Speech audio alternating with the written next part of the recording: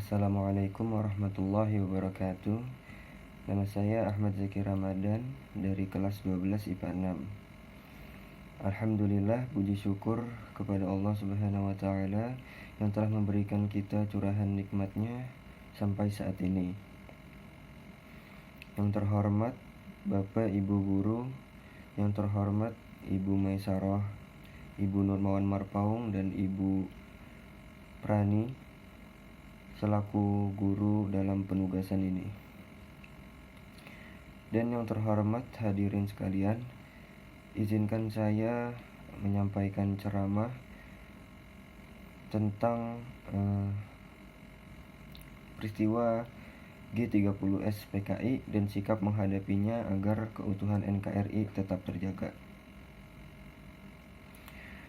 Hadirin yang berbahagia, seperti yang sudah kita ketahui bahwa G30S PKI atau Gerakan 30 September yang dilakukan oleh Partai Komunis Indonesia atau PKI adalah salah satu sejarah pahit bagi bangsa Indonesia. Peristiwa G30S PKI ini terjadi pada tahun 1965 dan dimotori oleh Dipa Nusantara Aidit atau DN Aidit. G30S PKI ini memiliki tujuan utama menggulingkan pemerintahan pada era Soekarno dan mengganti negara Indonesia menjadi negara komunis.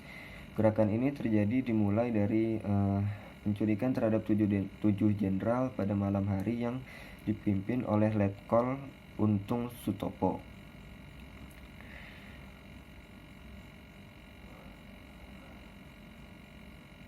Buntut dari peristiwa tersebut berpuncak pada 1 Oktober 1965, sebuah operasi yang dikenal dengan Operasi Penumpasan G30S PKI yang dipimpin oleh Panglima Kostrad.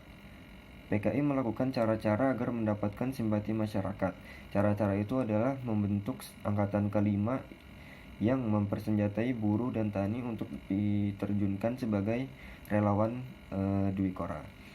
PKI memainkan isu kemiskinan dan cengkraman asing atas perekonomian untuk tingkat nasional. Adapun latar belakang yang melatar belakangi peristiwa ini secara umum adalah karena dominasi ideologi nasionalisme, agama, dan komunisme atau Nasakom yang berlangsung sejak era demokrasi terpimpin diterapkan, yakni tahun 1959 sampai 1965 di bawah kekuasaan Presiden Soekarno. Dan beberapa hal lain yang melatar belakangi peristiwa ini adalah ketidakharmonisan hubungan TNI dan PKI. Gerakan 30S PKI sangat berdampak negatif bagi bangsa Indonesia. Berikut ini saya akan menjelaskan dampak-dampaknya. Dampak yang pertama adalah dampak terhadap ekonomi, yaitu inflasi yang tinggi yang diikuti oleh kenaikan harga barang. Selanjutnya adalah dampak terhadap politik, yaitu seperti salah satunya Presiden Soekarno kehilangan kewibawaannya, kondisi politik menjadi tidak stabil, munculnya aksi demonstrasi secara besar-besaran, dan lain sebagainya. Dampak yang paling parah adalah terganggunya keutuhan NKRI yang menjadi sangat tidak stabil. Oleh karena itu, agar keutuhan NKRI bisa tetap terjaga, saya akan menyampaikan kepada hadirin sekalian 3 sikap penting yang perlu kita tanamkan dalam diri kita. Pertama adalah sikap cinta tanah air. Sikap ini artinya berbakti kepada negara dan bersedia berkorban membela negara. Kita sebagai pelajar bisa melakukan beberapa hal untuk mewujudkan sikap ini, yaitu dengan cara rajin belajar, guna menguasai ilmu pengetahuan untuk diabdikan kepada negara. Lalu yang kedua adalah sikap persatuan dan kesatuan. Seperti Bhinneka Tunggal Ika, kita harus menjaga persatuan dan kesatuan meskipun di tengah kemajemukan bangsa Indonesia. Hal itu sangat penting untuk menjaga keutuhan NKRI. Sikap yang berikutnya adalah sikap rela berkorban. Rela berkorban adalah kesediaan dan keikhlasan memberikan sesuatu yang dimiliki, baik untuk orang lain maupun untuk bangsa dan negara, walaupun akan menimbulkan penderitaan bagi diri sendiri.